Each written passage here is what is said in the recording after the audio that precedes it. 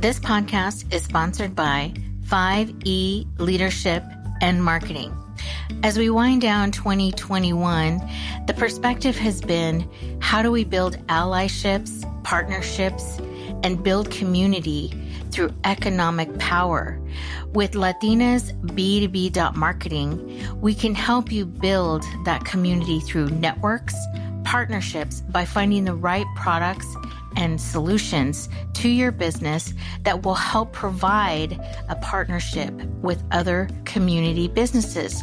Learn more at Latina's B2B.marketing and sign up for our newsletter, or you can reach out to us at Latina's B2B.marketing for more information. Gracias. So many more women are starting to open their minds to the idea that they can be in business for themselves. If we as women kind of work to help by bringing others along and by doing business with each other. I'm kind of one of those, like, we women, we got to stick together. We need to do business with each other. We need to hire each other, give each other work, give each other experience, and help each other out. And what's that phrase about, raising everyone up together? Welcome to Latinas from the Block to the Boardroom, where wisdom comes from everywhere. This is a podcast about generational wisdom shared to help build a bridge for future generations and to build stronger communities through education, technology, and health. Welcome to Latinas from the Block to the Boardroom. Welcome, Jenn, to Latinas from the Block to the Boardroom. I just want to give a brief overview to our audience of your stint in the tech industry, and I'm so glad I found you through LinkedIn and your posts, and also because of the actions that you're taking in creating diversity and equity and inclusion in the tech space. So Jenn, you're a tech veteran and you are in information security, and you bring 20 years of experience into protecting networks for global companies, large and small. You were self-taught in IT as an IT professional. You're a single mom, which inspired your vision to create a welcoming workplace. And that brings a meaningful mission to bring economic power to others. So you understand the struggle. But most important is that the business, as you have mentioned in your YouTube and in other marketing messages, is that small businesses can be a part of the solution to diversity, equity, and inclusion. And also for fun, oh my God, for fun, you do ultra marathons. And we can find you somewhere here in the Bay Area. Thank you so much for that kind introduction. I would only add to that I'm an ultra slow ultra runner. I like to make sure that we're setting the bar appropriately low. And it's also been a couple of years since I ran an ultra. This thing called COVID got in the way of my running aspirations. So yeah, that dang COVID. I hate it. It's still hanging on. So anyway, I'm glad to be here with you today. The reason why we have the podcast from Latinas from the Block to the Boardroom is that we talk about building the bridge for our younger folks, right? Because I like to say I'm a Chicanosaurus because we've been in tech for so long. But what I like to introduce into these podcasts is how women like us and also the younger generation are building bridges and pathways into tech, specifically for women, the LGBTQ community, BIPOC, and, all the communities that are not represented in the tech space, which is so important these days, just based on how much we use tech. So when we invite guests to the podcast, we ask, how did you start in tech? And why did you become interested in this space? Because there is a lack of women in STEM, specifically for women of color, how we are not represented in the double digits in technology. And then the other one is how we're starting businesses faster, but we're not in the tech space so much. And so I just want to bring your perspective into that. Well, maybe we can start with my start in tech. I think that I was a very young single mom. I had a very adventurous time in high school and found myself pregnant with my daughter at 16. I had just turned 17 when I had her. So going off to college was not something that was going to be in the cards for me. I did go to a 2-year technical, like a trade school. And then I was really fortunate that there was a company in the area that I worked at in Texas that they were actively looking for women to hire. And they contacted the school that I went through. And before I knew it, I had an interview and then a job and had my first job in tech. And my very first job, I was a bench technician. I used to repair circuit boards that were used in the telecom industry. Wow. And then I just kind of moved in from there. I started helping people with their computers and then found my way into the IT department and got tons of exposure in desktop support and servers and network and enterprise applications. And I was involved with the company's migration from AS400 to SAP. And so I had exposure to SAP in the early 90s. So that was kind of how I got my start. But yeah, I'm mostly self-taught, although I did have an early degree in electronic engineering technology, which did get my foot in the door.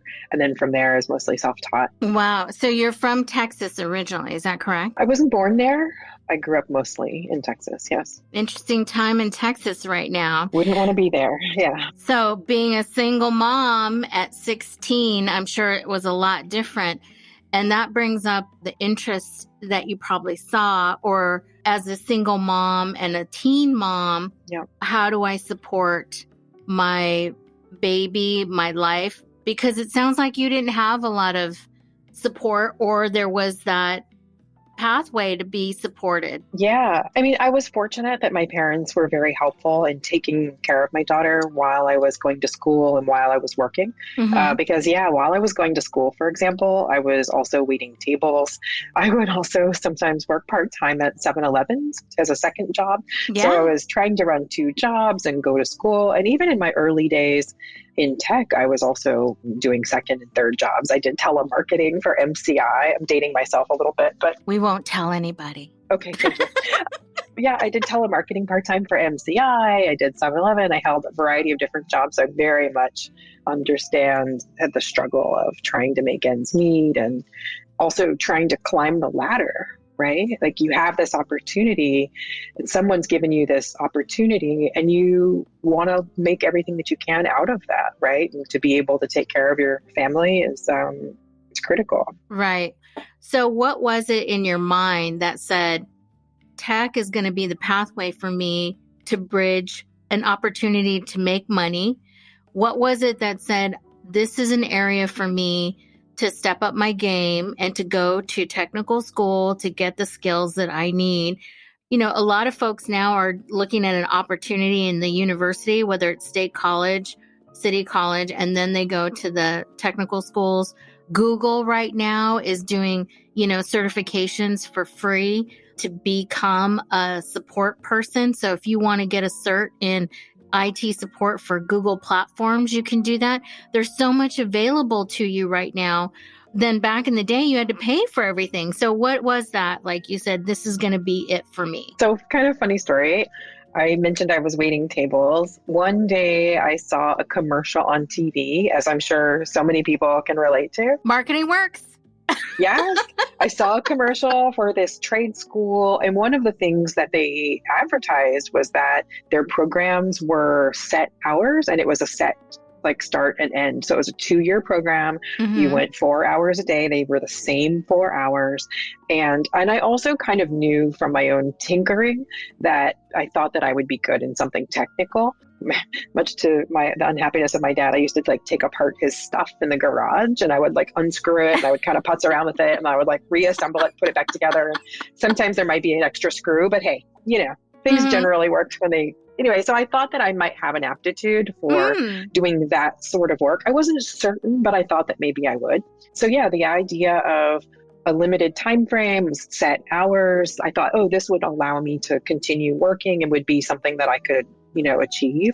So convinced my parents to, help get me into that program and help take care of my daughter while I was doing it. Wow. So I was really, really fortunate. Yeah. I always like to say the door is there. You just have to knock or open the door, just break it down, whatever you need to do. Because for a lot of us, we're missing those opportunities. And it's like a little tickle and it's telling you to do something where you have an opportunity that you don't know what it's going to pan out in the future, but you should just explore it, right? And that's the sense. You got to have a curiosity and adventure to just at least explore. And we also talk about, or I do at least, that if you fail, it's okay. At least you tried. So with that, understanding your background, which I wasn't really aware that you were a teen mom. So that's hard. I had another guest on the podcast. She was a teen mother as well, and her parents were farm workers. And when you have the support there, you can really do things. And she was able to go to college, but it took a long time. But she was able to do her bachelor's, and then she went on to do her master's. But it took a long time. But she was a mom at 17. Same thing. But she's very active in the community as well. I'm not a mother. I haven't shared this before, but I have tried with my husband and it just didn't work out for us. But I see the struggle with my sisters, other folks in our family, all my friends that have had children that were single moms. And the fact that we are not being recognized for that and our multitude of skills in tech or any other job is just such a profit loss to any business, which why I say basta ya, start your own business, which is why we're coming to you to see, hi, did you start a cybersecurity small business? That is fascinating to me. So we talked a little bit about how I got into tech. In the early 2000s, I came to California and I worked for one company in particular that recognized, I guess, my potential in security and decided like, oh, you're really good at security. To me, it just seemed like common sense, like because where I'd come from before, everything was so well done. And I didn't quite realize that all the things I saw were not things everyone saw. Like I thought everyone saw these things and that it just made common sense. But I realized then it didn't necessarily mean that to everyone. And so they decided to make me a security engineer. I had very little like official training or experience being an engineer at that time, but they put me in the role and I think I did really well at it. I excelled at it and I really, really loved it. What I have found is that I have a knack for seeing all the potential places where things can go wrong. And some would say this is just like overly critical. I think that it's also just having a lot of foresight. And so when you can see that and you can say to a company or a business like, hey, here are all the places that things could go wrong in your technical or in the, in your processes, and here's what you can do to kind of like mitigate that or to protect yourself against those things. I think it's incredibly valuable. So after a pretty good corporate career, I would say like 20 plus years in corporate, the stars were kind of like all aligned and my daughter was now getting ready to go off to college. The company that I was working for had been acquired and the writing was on the wall that, we were going to be out for a couple of years. And so I decided to give it a shot. I had some friends with small businesses that encouraged me to start a business helping other small businesses. And in particular, a female friend of mine with a business said something one day like, Jenn, I just trust you more. Like as a woman, if you're going to have your hands on my computer and my files and things like that, I'd much rather do business with another woman than I would some random like tech shop or IT guy, which is real easy to find IT guys, right? No problem there. And she said, yeah, you should really think about this. And so that's kind of how it started. I started, like I said, I started off with just a couple of friends who had small businesses and I would help them and advise them and help make sure that their stuff was secure. It's just grown over the years into the small team that we have today. Even when I talk to clients and they're like, oh my God, there's so much technology and I don't want to deal with it. It's like, if we had more women in tech that could come from a user perspective of what we need and how we use technology more, we would not be in the space. And I'm not blaming anybody, but this is the true problem. And having more folks of color as well, because we're all different, but we're the highest users of technology and we utilize more tools and systems than everybody really understands. And so that's why for you to have this small business in IT, I think is awesome. There's such a void of women in business, but also it's also something that I feel like so many more women are starting to opening their minds to the idea that they can be in business for themselves, right? Yeah. I think that if we as women kind of work to help by bringing others along and by doing business with each other. I'm kind of one of those, like, we women, we got to stick together. We need to do business with each other. We need to hire each other, give each other work, give each other experience and help each other out. And what's that phrase about, raising everyone up together? Yes. I think it's really, really important. And now's the time. Oh my God, it's the best time. And I've been saying this on all podcasts. So in down economies, in these times where it's uncertain, that is the best time. And so many companies have just skyrocketed, and it's because they want to give money, they want change. This is a big time for change. And so if you're listening out there, get that motor oil change, woman-owned car dealership going, man, because I'm telling you, I would take my car there, and you could probably get a pedicure while you're waiting for your car to get done. Oh my God. And we could have mimosas too. Right. I think we could have. I mean, this is where we are. I mean, if I'm going to take my car and I'm going to have to stay there for an hour and a half, then I want to get something else, done. So I think that's cool. You just found a whole new business model, like a whole new business. Oh my God. Yeah. Okay. I'm investing. Who's in it? All right. I'm in. Totally. So Jen, tell us, why did you pick Geek Girl Tech as your domain and the business name? Oh my gosh. So this is a funny story. Do you remember AOL? Oh my God. Were you around for AOL? I'm embarrassed to say yes. So back in the AOL days, my screen name, you remember we had screen names? My screen name back then was Austin Geek Girl. Oh. And then I moved to Boston, and I think my MySpace and my Yahoo account was Boston Geek Girl. Then I had Bay Area Geek Girl. And so before I launched the business name and I was just helping some of my friends with small businesses, one of them would say, oh, hey, there's the Geek Girl, there's Geek Girl. And so that's how the name came to be. So it's had some iterations, and so this is it, right? And you have that on lock, I hope. I mean, there's no shortage of variations that other businesses or, businesses, nonprofits, conferences, But I do love that Geek Girl is become a really cool thing now, right? Because 30 years ago it was definitely less cool. Yeah. And it's basically part of your lineage of all these journeys through tech. So you've kept it. So that's a good story. One of the reasons, again, that I was alluding to in the intro, that you started cybersecurity. Cybersecurity right now is a very hot topic in the market, and it is a big deal. And more small businesses are getting into using more technology. So how is it beneficial? Because people don't understand. Some people think, oh, that's for enterprise, because it's all around the coding of the platforms, correct?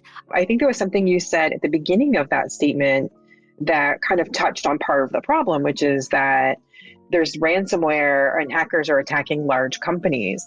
It's true. Hackers are attacking large companies, but they're also attacking small companies. It's just that you don't see the small businesses in the news. They're just not newsworthy, right? There's not a lot of news articles, or there's nothing on, on the local news about how many small businesses went out of business in the past 6 months or a year because they suffered from a ransomware attack or some other sort of cyber attack. But it's absolutely happening. It happens every day. In fact, there's a statistic that says that I think it's 63% of small businesses that suffer a major attack are out of business within 1 year, I think is the number. It's a large number. The thing is that the big companies, like you heard about like the pipeline thing that happened earlier this year, most of the large enterprises, when they're hit with a ransomware attack or a malware attack, they're able to overcome it, right? Through insurance or money. Like they're much more stable. And very few companies actually go out of business. Very few large companies go out of business because of a ransomware attack. On the other side of that, though, when a small business suffers a ransomware attack, it can take them out within months because they're not able to overcome it, right? If you think about like what would happen if your business lost access to all of your customer data, how would you handle that? I can give you an example. We helped a business a couple of years ago that had a major breach, and for 2 weeks, they couldn't create their product. They couldn't deliver their product. They couldn't even call or email their customers to let them know that they weren't going to be delivering. Oh, man. Because the customers and all the order information was in the system that they couldn't get access to. Oh, wow. So they were basically completely shut down for 2 weeks. So I have a question about that. So if I'm using a third-party app, like let's just say a CRM solution, or I'm using email or a payment system, because now everything is in the cloud, is that on their end to be more protecting their customer like me? Or if I'm running a small business and I'm using their apps to run my business, am I responsible for putting the protection around those systems because it's my business with my customers? That's a good question. Yeah. So there's a couple of things there that you touched on that's really important. One is, because you're using a cloud-based system, does that mean you're safe, right? Yeah. Are they taking care of everything for you? And I think the answer is yes, sort of, but you shouldn't depend on it 100%. And here's why. Like, they might be focused on protecting their servers and doing all of that, and they might be able to recover. But if you lose access to your data through your own accounts, the data can be stolen, encrypted, lost, or whatever, right? And so I can give you an example of where we saw this recently. We saw a situation where their Instagram account, which I know Instagram may or may not drive, like that may not be the lifeblood of your business. But for this particular business... Well, it could be for marketing if that's your big revenue generator. Totally, exactly. So they had their account ransomwared. So they didn't ransomware the posts. They actually got the account. They hacked the account and took over their Instagram and held the account hostage. Whoa. Well, how does Facebook not know that? Facebook is totally on my shit list, by the way. If they're advertising all these things for businesses to advertise, and now they own Instagram, which is a total crazy mess, and they want more people to use it, they're not protecting your own customer account. Okay, let's say you have Google, like Google Workspace, you have G Suite, and you're a paying customer. Then when you're a paying customer, you can go to Google and you can get their help, right? And so if something happens and you get locked out, then it stands within reason that they're going to help you. But when you get locked out of a Facebook or an Instagram or some other free service, the support that you get may or may not be there for you when you need it. And so in this particular instance, what we saw was that the person just kind of threw their hands up in the air after they couldn't get their account back in such whatever time.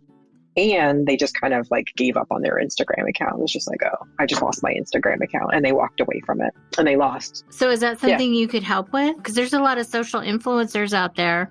That's their bread and butter. So we do work with our clients on making sure that their accounts are secure, that they've got strong usernames and passwords, that have strong two-factor authentication in place. And these are some of the biggest things that you can do to protect yourself. But if someone's account is compromised, then you're kind of up to the vendor of whoever makes the software to be able to support you and get you back online. Without protection, you're just up a creek, but if you have it, you have some help, basically. So that's interesting to know. Yeah, it's also pretty good to note too that when you think about some small businesses that are still using their Gmail accounts instead of a paid G Suite account, this is a good reason why you want to have a paid account versus using your free Gmail account. Exactly. Right?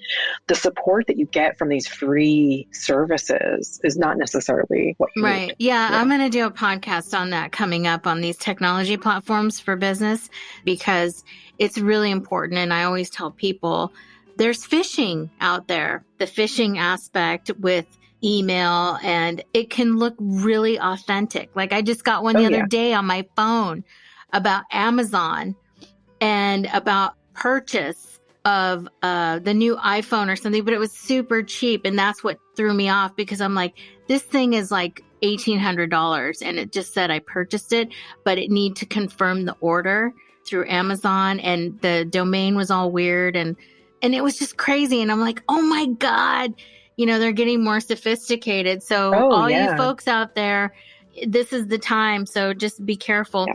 Phishing is the number one way that people and businesses are being compromised is through those emails because all they have to do is through my phone. Yeah. And that too. Yeah. And we've even seen phishing attacks through LinkedIn Messenger. So you can't even trust Facebook Messenger, LinkedIn Messenger, any sort of place where someone can communicate with you, text message, email. Anytime someone is trying to get you to do something, to click on something, to respond to something, you always have to be thinking like, who is this? Was I looking forward to this message? Like, was I expecting this message to come to me? And if it wasn't something that I was looking for or expecting, I tell people to like give it the big squinty eye, and just like, what is that? What is that? Who are you? And what are you doing? And why do you want, what do you want from me? Go away. In Latinidad, we call that mal de ojo. Can I tell you too, since you mentioned the text that you received this text message, just for your listeners, it's really, really, really important to make sure that your phones are running the latest and greatest software. I'm sorry, I know this wasn't supposed to be a bunch of tips about security, but the reason for this is that all of the iPhone users, Apple came out with an update last week that if you don't have this update applied, then you could conceivably, just by receiving a text message, you don't even have to open it or click on it. Just by receiving a text message, your phone could be compromised or your computer or your Apple Watch. So you have to make sure that if you're using any products, but specifically last week, it was an update for Apple products, that you have to have those products updated and current and do not put those updates off. Well, crap. I have to do that as soon as we get off this phone. So I think that's why they sent it. So I was just like, I deleted it. I didn't click it or anything. I was just like, what is this? And then I delete. So Jenn, I want to talk about your background. You are helping support diversity and inclusion in business, and you certified your business as a B Corp. And I want folks out there to understand what that means and how important it is to the business, because a lot of people do not do that, which is very interesting. So can you give us your perspective and why you chose a B Corp certification? Yeah, absolutely. So a few years ago, I was moving the company from a sole prop into something else. And I had to make this decision. Do I want to be an LLC or a nonprofit or a C Corp or whatever? There's all these like legal things. Yeah. And it was right around that time that I started reading this book called Conscious Capitalism. Oh. And it's a great book. I highly recommend it. But the idea about the book is that it's not so much profit-driven business or profitable businesses that's a problem. It's unchecked profit and greed that's a problem. And so this book is really talking about how it used to be that business owners and their employees didn't make that much, like they made more money, but it wasn't drastically different, right? Today, most large corporations pay their people close to minimum, a lot of them pay them nothing. And the CEOs are making hundreds of millions of dollars a year, right? So there's this huge gap between the highest and the lowest paid in the company. Hello, Jeff Bezos. Right? Yes. Yeah. So the idea is that we can build new businesses. We can build a new economy where businesses aren't putting profit ahead of the people and instead are putting people on the planet before profit. So I knew after reading that book, I knew that was exactly what I wanted to do, that I wanted to build. And so we started looking at that. And then we found out about being a certified B Corp. And so for those that don't know about certified B Corps, it's basically a certification that a business goes through to prove basically that they're putting their money where their mouth is, that they're treating their people, they're treating the environment, they're treating their customers, that every aspect of their business is done in a very conscious way. And it's kind of like, I tell people, if you're familiar with the organic label or the fair trade label for food or for coffee, this is kind of like the organic label, but for business. Or the fair trade, but for business. And so having that certification, because organic has been so overused, and just like slap that on there and it's like, we're good to go. But anyway. Well, I think what's happened is that it started off as organic used to be the only way that you could have some sort of sense of confidence that your product doesn't have chemicals. Right? But then what happened was the process to certify is so expensive and challenging that now there's like a whole nother like realm of business that where we're not using those chemicals, but we aren't certified, or we don't want to be certified, but we're still healthy, right? We don't necessarily need, a business doesn't need a certification to be good, right? Foods don't need a certification to be good. So I think I hear what you're saying there about the organic, though. It's become less effective over time. But with a B Corp, this is a different type of certification because you are holding yourself accountable to not just putting people before profits. It's also social impact and justice for a business. And right now in tech should be doing that all day long, but they don't. And you are taking that step because after reading that book, you said, this is where I want to take my business. I knew in launching my own company that I wanted to do it differently, right? I spent 20 years in corporate America, and much of it was not terrible, but you could see like, oh, this is how decisions are made. You could see decisions, how they were being made in the sense of shareholders, as opposed to like what's right for the people or right for their employees or right for their customers. And so I knew in starting my own business that I wanted it to be different. And how we run our business was really, really important to me. Yeah, I've seen your team and it's awesome. And the way you put yourself out there is really bold, I want to say, in tech, because not too many companies are doing that right now, which is why you're on the podcast, because I like to have the disruptors and the folks that really want to break the status quo, which is why I have so many women on the show, especially women of color. Now, this brings me to your business because you're not a woman of color, but you help bridge that gap by hiring women in tech to be a part of your team. Tell me about that. Like, why is that so important to you? Yeah. So when we were talking earlier about how I was a single mom and I had these opportunities, there came a point in my own kind of like business journey when I started thinking about, aside from just doing business better and being a more socially conscious business, like what are the other things that we wanted to do? And one of the things for me was that I was super aware, one, it sucks to be the only one in the room, right? The only woman in the room, the only woman of color in the room. It sucks that tech, despite all the years of talking about it, tech is still not diverse, right? It's the numbers are still terrible. It's a huge problem. And honestly, I don't think the tech industry really wants to change. I think they might say they do, but I don't think they really want to. And I also knew that I wanted to try to help the next generation of women to come up like after me or whatever you want to call it. I think it was just partly like recognizing that I had a lot of opportunities. And even though I was a young single mom, and even though I did have these opportunities, I recognized that for so many people, that just wasn't happening. And so part of the mission of Geek Girl Tech is to help advance the careers of women, and particularly women of color in tech and in cybersecurity. And we also do a lot of emphasis on LGBTQ and other, like, I think the words now that I've seen most recently are historically underrepresented. So it's or marginalized groups. And so we're not strictly hiring women. We're definitely not focused on hiring strictly like white women. Absolutely not. Most of my team are not white women. Yeah. So that's kind of what we're all about and what we're trying to do. Yeah. And I think that's what I mean. You're bucking the trend. You're this business owner in tech that is a woman and you want to hire women of color. So I think that's just a juggernaut for why are we not investing in this business and growing it more for other folks to be a part of it, because it only adds more to the way you strategically work with other businesses, which are growing exponentially within communities right now, which need that type of help, right? Trust goes a long way. And I know that if you've come from a disadvantaged start or you've struggled, that really builds a lot of character. So that's why on the podcast, I specifically always like to turn the focus onto the challenge that we have in tech or policy making in our communities.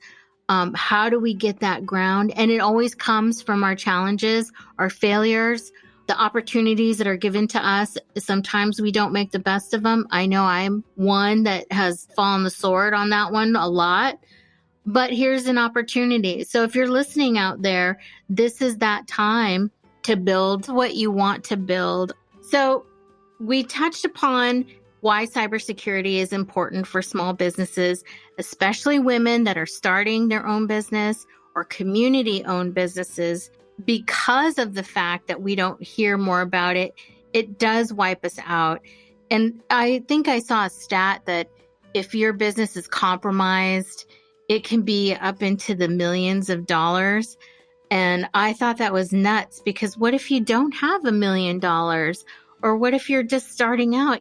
That's soul crushing. And we're telling you not to be afraid, but it's just the hyper awareness of it. So tell us a little bit about how we can find you in the interwebs here, non-phishing and safe. So probably the best way to find us is through our website. It's at geekgirltech.com. You can also connect to me on LinkedIn. I'm always happy to accept LinkedIn connections, especially from other women or folks that share values. I think is really important. And yeah, those are probably the two best ways to reach out. So geekgirltech.com. Awesome. I love it. I want to thank you for joining Latinas from the Block to the Boardroom. If there's any way we can help you, please let us know. We can find you at geekgirltech.com for more information about your services and your business.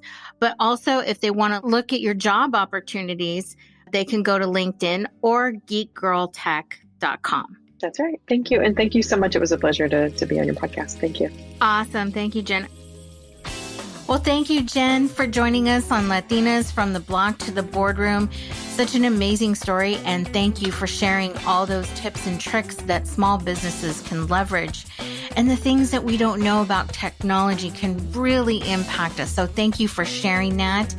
If you'd like to learn more about Geek Girl Tech, you can find them at geekgirltech.com. You can also find Jen on LinkedIn if you'd like to reach out to her and learn more about how you can possibly be a part of her staff. Or you can also learn more about their do-it-yourself services for cybersecurity for small businesses. And that's geekgirltech.com. Or you can reach out to her at LinkedIn. Their Facebook page is Geek Girl Tech. And as we close out 2021 again, and we thank Jen for being here, let's all look forward to a safe 2022, moving past this COVID era and really working in a network effect to build communities stronger. Gracias, mi gente. Look forward to more from latinasb2b.com. Gracias, mi gente.